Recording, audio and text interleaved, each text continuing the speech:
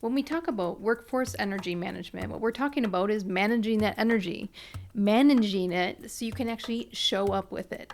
And an important factor in energy management is understanding what is your work style so that you know what you need, because maybe what works for me doesn't work for you and doesn't work for that person. So understanding our DISC work style is going to help you really hone in on your energy management. Let's go through the 4 briefly so you can understand not only your work style a little bit more, but how you can manage that energy. Let's begin with D. D's are dominants, or our reds. These are very fast-paced people. They're very result-orientated. They want to hit the goal. So when they're managing their energy, they actually need to learn to slow down. And that can be difficult for this type of personality, this type of work style, because it wants to move, it wants to get the result, and it wants it fast. So what you're going to do as a high D type of work style is create milestones to the goal.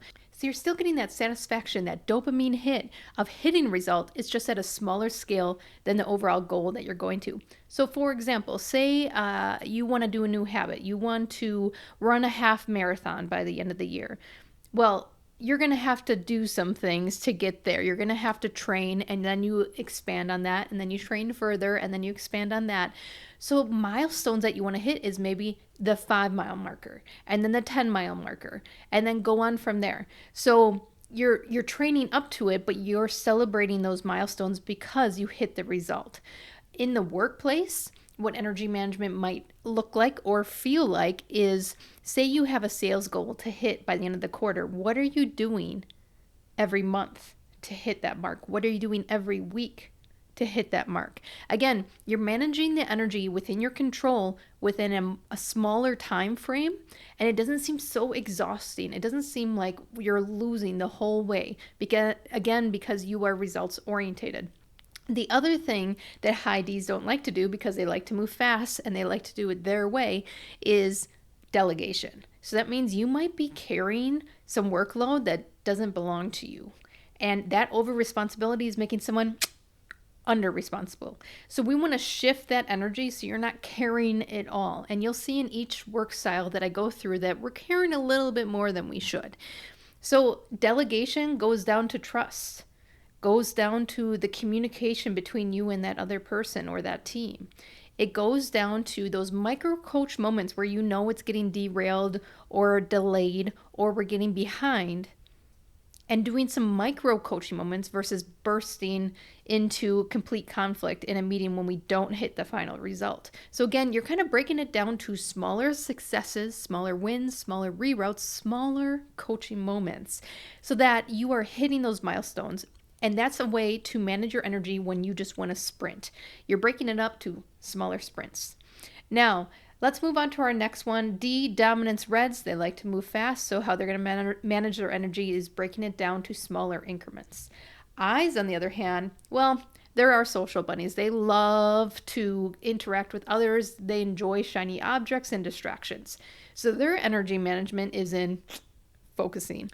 I'm an I, and let me tell you, every day I have to reprioritize and refocus because I see a shiny object. I see something else that I want to do.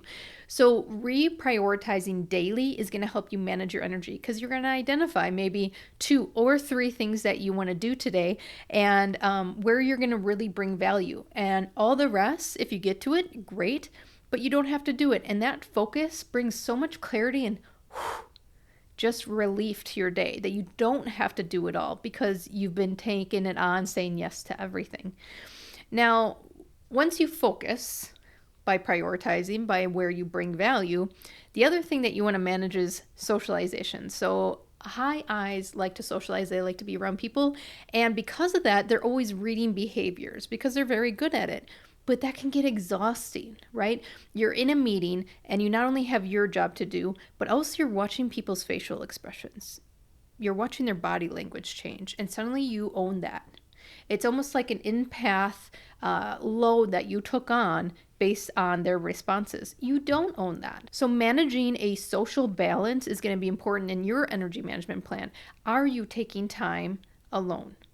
And yes, that can be yucky, but if you want to manage your energy and show up with it, you're going to have to take some of that isolation time to recharge, which means you're not taking on all that empathic load of everyone else's body language and behaviors. So we reprioritize for focus, where we bring value. We're doing some social balance, so we're not always up and about and socializing. We're also taking some time isolating for ourselves so we can show up with energy in front of people.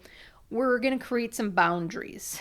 Because you like shiny objects and distractions and new things, you don't have probably really good boundaries. You're the yes person. And what that means is when someone volunteers you or no one's volunteering, you'll say yes. You'll say yes because it might be exciting, because it might be new, because why not? Why not try it out? And because of that, your boundaries are getting muddy and you're just adding things to your to-do list. Your energy is going to start draining because you're causing your own overwhelm. So what boundaries will you set? Yes, you want to help people, and yes, you want to be valued skill set. But you can't be either of those if your plate is overfull, if your hands are in every pot within your organization. So if you are prioritizing and showing your value, if you're managing that social balance, creating boundaries will be much easier to not only establish but maintain. Now let's scoot over to our other yes person, and that's our S's. S's are our supporters, our greens, and it's exactly what the name says. They are your supportive background team members that maybe won't be at the front lines like D's, driving the results, crucial foundation in order to actually get that result. They're seeing the gaps. They're seeing the things that we need to address before we can move on in our processes. They're the background people that are always there to step in when you need them the most. Which, similar to I's, if you're saying yes to everything, what are you saying no to? You won't actually be able to support people, support your team, support your family, support your friends if you're saying yes to everything. And really deep down in the S work style, where that comes from is conflict avoidance. So instead of saying no and possibly igniting some conflict, they'll say yes. But then after they say yes, they have that feeling of regret. Like, I don't really want to do that. But also conflict seems worse than actually doing it. So I'll just do it. And they carry this pack. Now, the other thing that's going to start happening is that resentment's going to start building up and weighing down every day that you talk to someone, every time that you say yes. So supporters are also going to have to manage what they say yes to because they're saying no to something else. But also, they're going to have to get comfortable with some conflict. And I think a core part of moving from tough talks to healthy conflict is what type of conversations you're having. So when you reframe that from conflict, right, that seems like a harsh word, into a genuine conversation, the defenses go down a little bit. I want to have a genuine conversation with you about my workload. I keep saying yes, so I'm going to need your support in helping me to say no. Hey, it's important for me to support my team. At this time, I can't really take that on. These are genuine conversations that come from trust and open-ended questions and curiosity that we don't have to be defensive and raise the conflict bar. So supporters are going to have to get comfortable with conflict. Go check out some of my other videos, podcasts, and material out here on how we can move from those tough talks to that healthy conflict, those genuine conversations. And in each tool, in each prep mark, you'll slowly move from that uncomfortable place to comfortable, casual conversations. Now, the last work style that I want to talk about is C's. This is our compliance, and these are our data-detailed people. So what they're going to do to move forward is understand what they need to move forward. So when you talk about energy management, they can be sitting in meetings, not getting the answers, and then they leave the meeting and they're stressed. They don't know what to do next. And they're just kind of stewing in all the information from the meetings because there wasn't enough data and details for them to move forward. So C's are going to really need to understand what is the information you need to move forward, because then you remove the energy drain and you energize a way forward. That type of clarity calls you forward.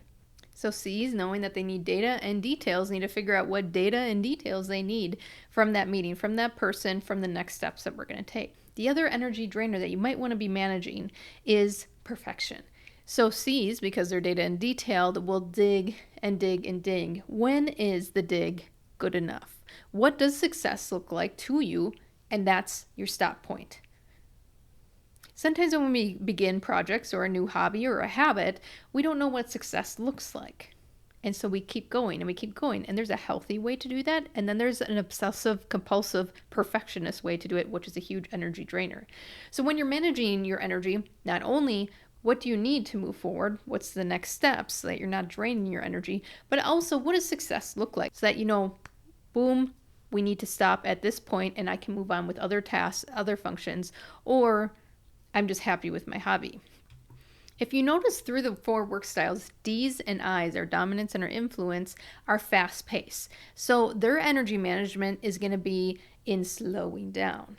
And our S and our C's are a little bit more conflict avoidance, steady, and methodical. So their energy management plan is going to be in addressing that conflict and getting clarity on the information and details to make them more comfortable in moving forward. Workforce energy management isn't about doing more. It's about doing it differently, showing up differently for yourself and for your team.